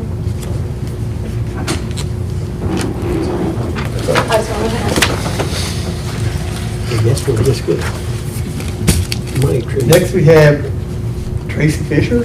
No, okay. No. So, there's another, so Tracy had sent me, and I had her on the commissioners, meeting, to reapply for the community corrections grant. When I sent out the agenda, she said that this is a grant that they already have. So, she didn't think that. Is it something they have to just check off every year, or? Yes, just So it's- basically, okay, letting you know. Okay. And, It's like a recurring. recurring thing there, so. So none of this is new, she's not wanting to? No, nope. And nothing's changing as far as? Yes, how many? nothing's changing, it's the Okay. same as every, all that. But she did take it to the commissioners, and the commissioners approved. Okay, our next item is Perry County Memorial Hospital 2022 invoices. So we don't need to approve? I, Do we need to approve that at all, just for, so she can do it again? what's that? That grant that's ongoing? For Tracy Fisher for community correction? Should we do it just in case? I since guess she- we could. Okay. I just want to make sure we're not holding her up. Are if you making a this motion to is- approve the grant? Yeah, I'll make a motion. I'll second. Second by, motion by Kelly, second by Lynn. All those in favor, signify by saying aye. Aye. Motion carries 7-0. Next, we have Perry County Memorial Hospital 2022 invoices. I assume, the hospital is paid, I think, January through April or May? January through May. No, January through April. May was, a profit, so we didn't know. what May was paid. profit, right? May, yes, May was profit. And then they weren't paid June through November. I was always under the impression that, for a vendor to be paid, they had to, use the prescribed claim form that was, I think, Board of Accounts. So I don't know, anyway, those were missed somehow. Do you want me to go ahead and Yeah. talk about where this all started? Okay. Yes. I was contacted by Perry County Memorial Hospital, stating that they had not received any payments, since, she actually stated May of 2022. And I was a little bit caught off guard, and, just previously, I had, each month I get this report emailed to me. It's a P&L report. And I have just been creating a folder from the Perry County. I thought it was just because we've supplied funding to them. They have to provide their numbers to us, their budget, like they have to go through their budget, their financials. So I just created a folder for these. Well, apparently this P&L report, which is a spreadsheet, is their way of submitting an invoice. And I was informed that the net loss, that whenever there is a loss in the month of their P&L, that the county has money budgeted and we're supposed to pay that loss. And then I asked, I was like, okay, well, I've got one in January and I've got one in February, and I've actually already cut them a check, which is on the claim docket, for their bill for January, February, March, and April. And that is already in the amount of $130,793. And we have budgeted $215, and then we also have some public safety money. So then I was asking, I'm like, well, where are these invoices from last year? And she stated that there was some, that she had sent them to Teresa, and that she had, Pam had got them, and Pam made a payment, and I sent you guys where Pam had made a payment in June and July. I sent you guys a report of all the activity in 2022 out of the ambulance fund. So my whole thing is, I explained that we're well into 2023. We typically encumber funds from 2022 for 30 days, sometimes 60 days if we have to, if we know about it, and none of these funds has been encumbered. The way we have always, I've been advised that you guys set things up is that you budget an amount. So if you budget $215,000 and you only spend $200,000, that $15,000 doesn't get carried over to the next year. You start at the new appropriation. So I explained to her that I would bring this to you guys, but we're at the starting block of 2023. 2022 is already over as far as the books. But I explained that I would bring it, and in the future, a P&L report spreadsheet with lots of numbers does not tell me how much I'm supposed to pay. Now that I've had a phone conversation and I know that, that's okay, but I prefer to have some type of invoice, something stating this is how much, rather than a spreadsheet that I have to decipher. Should be a generated invoice. Yes.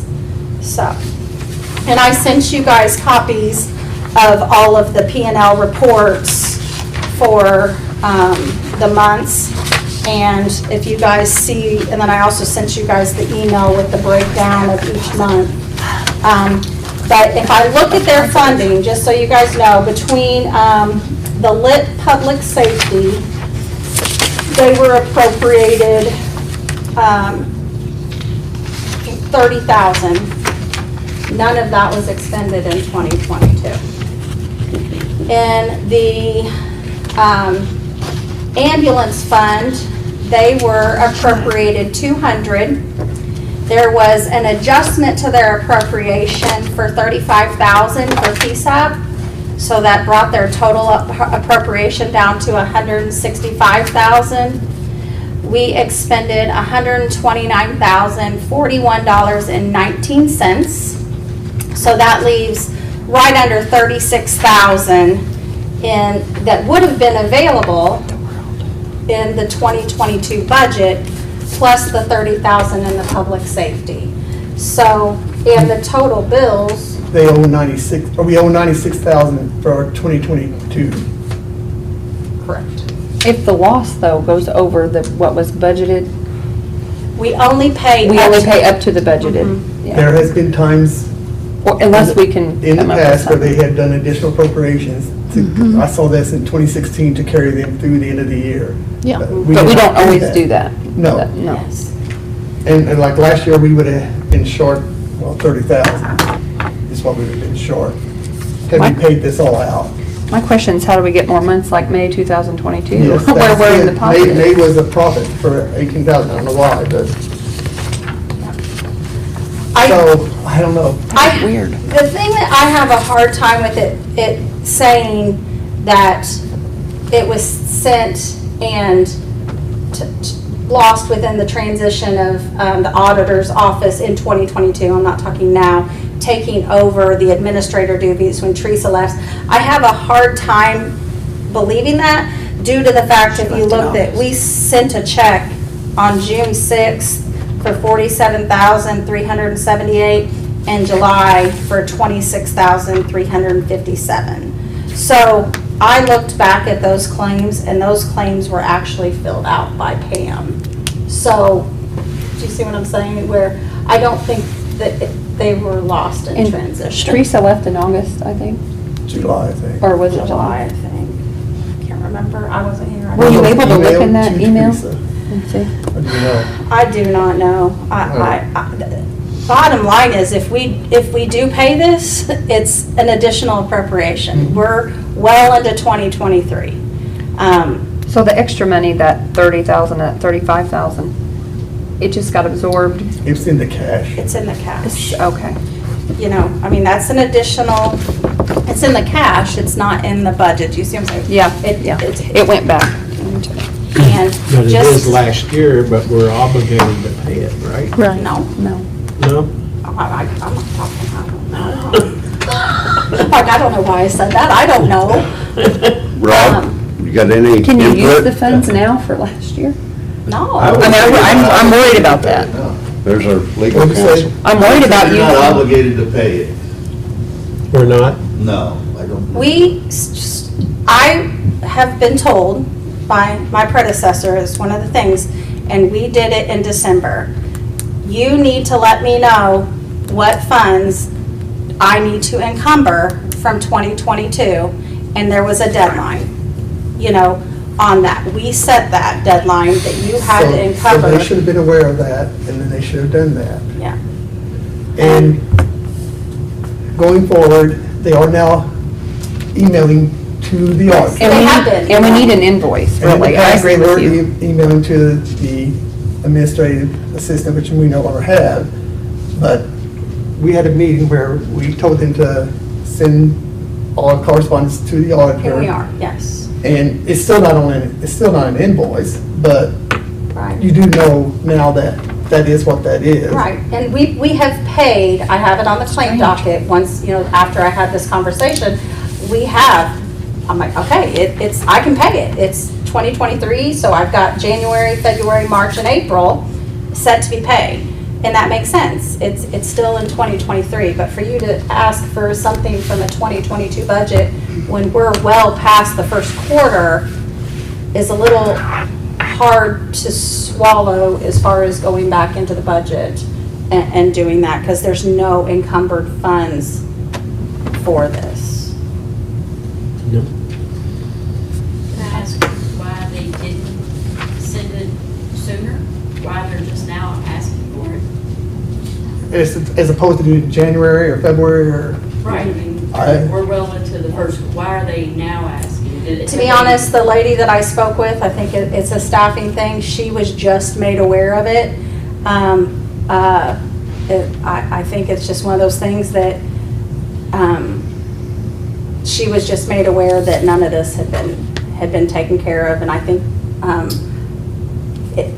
it's hard. I could understand January, February, March, and April of 2023, but it's really hard for me to say all the way back to June. You're talking almost a year ago.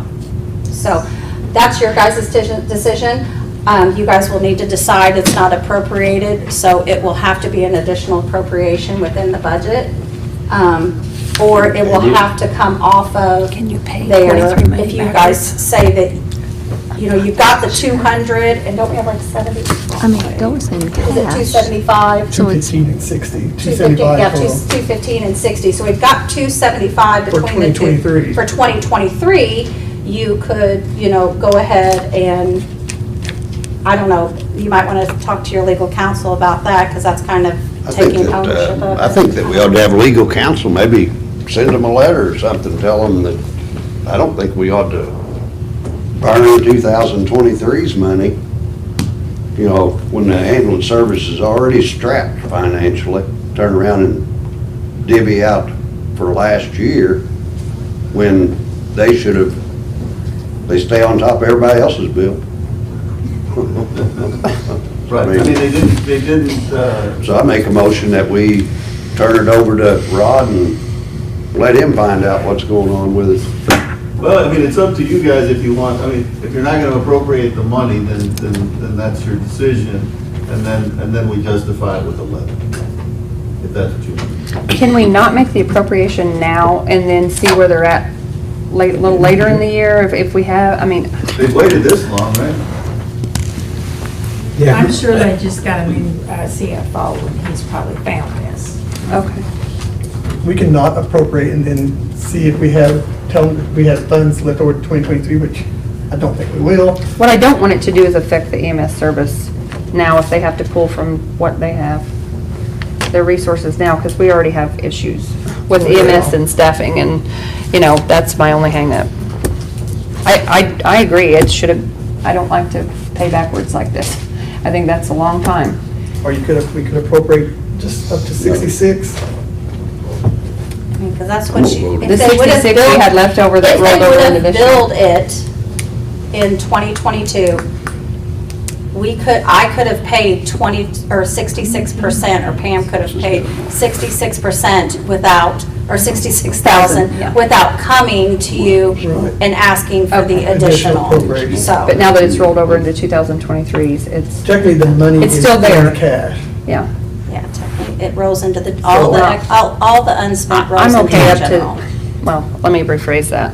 I'm not okay with having to go backwards. I think this should have never happened. I'm also not okay with them, I don't know how you feel with you getting a spreadsheet and not an invoice. I think that that needs to be probably And we talked about and that. hopefully It's that just can hard, be. you know, now that I know what it was, but, Is that okay I mean, for- that's different. I know what column to look at, but you can't send a spreadsheet with a lot of numbers and with nothing saying you owe, you know, Yeah. please remit this amount. Right. Especially to a brand new auditor that gets 1,000 emails a day with tons of reports, you know, Yeah. to know what this is without any communication. I think in their defense, I do think we had a staffing change Yeah. where there was a person who was really handling that and she stayed on top of it. She left, and I think that left a void. And so I feel like we're partly responsible for them not being paid. So I would have no problem with paying them up to the 66, you know, that was budgeted last year that was not expended myself. I agree, David. Where you gonna get it It's- from? Well, it's in our cash. So you're Do you gonna want pull to it do out it of as an, do you want it to be as an additional, or just pay him out of the 275 and wait and see We if can do you that, have and to do then- an additional then later we could do on? additional later on. Yeah. I think that makes sense. So pay out of what's budgeted now and just Yes. go ahead and, And then at the end of, as we get closer to the end of the year, we can maybe do additional appropriation if we so. Well, if this is any indication, they're gonna be in the minus, so we'll have to pay. I mean, if you look at May, June, July, and August, I mean, not May, but June, July, August, and September, it's all in the red. Yeah, it totals, with It's like, the profit who in May, it gets the totals profit? 96,000. Do we get that Yeah. profit? Do they take it off? And we the- had 66 that we our did not balance? expend last year. It'd be nice. well, it comes to the end here. So would someone like to make that motion, or I guess I could? Go for it. I'll make the motion that we pay them up to what was appropriated last year that wasn't expended. I think it's around 66,000. It's right under. 65 something. Little under 60, 66,000. yeah, right under 66. Well, I it's actually- second that, David. It's actually 65,958.81. There you go, that would be That's easy what we paid math. last year. Yeah, So that's what- 65, that's my motion. We'll take it out of this year's money though. Yeah. 'Cause And we'll then have if we to make need, additional we'll appropriation take out this year's year. money, and if we need to, we will. We'll look at it later. Looking for a second. So You have a that's gonna second. put them I think I do. already. Okay, you got a second, David. Okay, second by Keith. All those in favor, signify by saying aye. Aye. Aye. Motion carried, 7-0. Must be good, girl. Yes. I'm down here way down at the. Okay, and the other thing is the, Did you make that announcement? Stand up and read it. What is the other? Oh, no, this is, we've got the, I know I sent out an email to everyone. We've got the Southwest District Meeting Wednesday, May 17th at the Huntingburg Event Center in Du Bois County. The registration and hospitality starts at 5:30. They are an hour ahead of us. They are on Eastern Time. Dinner at 6:15. And then they've got the legislative update and all that to follow. I know I sent an email out, but I just wanted to make sure, since we're all here, get a count of what council members would like to attend. I'll be going. Chris, I will not because I've got to work. Okay. Stan, I've got you. Yeah. David, got you. Keith, no. Brenda, you, yes. I plan on making it. Paul, yes? Yes. Gotcha. Okay. Okay, we also have a invitation here from the Indiana DAR for a dedication ceremony of the Lafayette Trail Marker honoring the pathway of Lafayette final visit to America, Lafayette Spring, Highway 66, Carrollton, on Monday, May 1st at 2 o'clock p.m. Reception following at the Blue Heron Winery. If you want, I'll probably just scan this and email it to everybody. That'd be good. Thank you. Anything else? Seeing nothing, I entertain motion for adjournment. David, I need to come back next month, be on the agenda to discuss this. You can. Yes. Chris, would you please put me on the agenda next month to discuss the interest that highway department is losing? Absolutely. Thank you very much. We'll put you on there. I'll be here. You always are. You have some other kind of business? I need a motion for adjournment. Motion. Who made it? I'll make it. Keith made it, second by Stan. All those in favor, signify by saying aye.